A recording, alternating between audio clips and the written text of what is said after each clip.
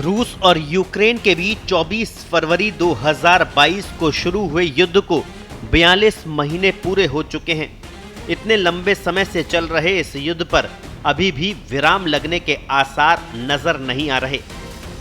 America के राष्ट्रपति Donald Trump ने इस युद्ध को रोकने के लिए सिर्फ रूसी राष्ट्रपति व्लादिमीर पुतिन से ही नहीं बल्कि यूक्रेनी राष्ट्रपति वोलोदिमीर जेलेंस्की से भी मुलाकात की।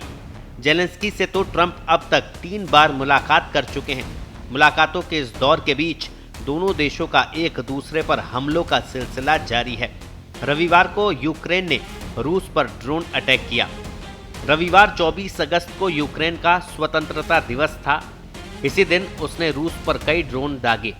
इनमें से कुछ ड्रोन्स यूक्रेन की बॉर्डर से करीब 60 किलोमीटर दूर स्थित कुर्स्क परमाणु प्लांट पर भी दागे गए।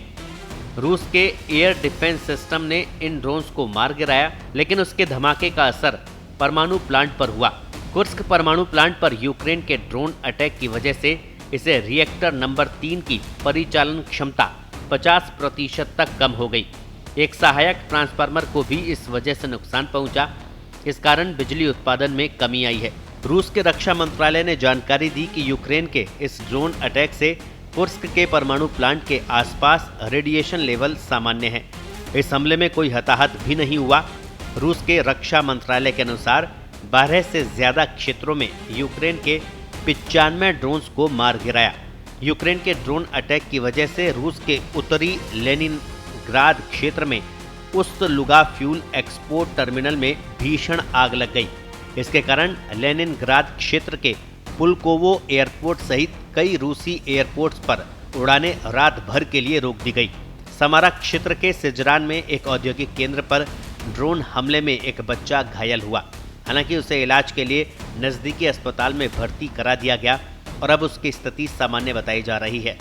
कुल मिलाकर रूस और यूक्रेन के बीच अमेरिकी राष्ट्रपति डोनाल्ड ट्रंप भले ही युद्ध विराम की कोशिशें कर रहे हैं, लेकिन दोनों देश मानने को तैयार नहीं हैं।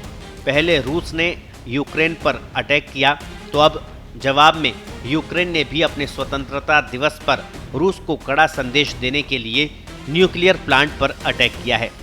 अब देखना ये होगा कि यूक्रेन के हमले का रूसी राष्ट्रपति व्लादिमीर पुतिन किस तरह से जवाब देते हैं, और देखना यह भी दिलचस्प होगा कि इन हमलों के बीच अमेरिकी राष्ट्रपति डोनाल्ड ट्रंप की युद्ध विराम की कोशिश कितनी कामयाब होती है। ब्यूरो रिपोर्ट, पत्रिका।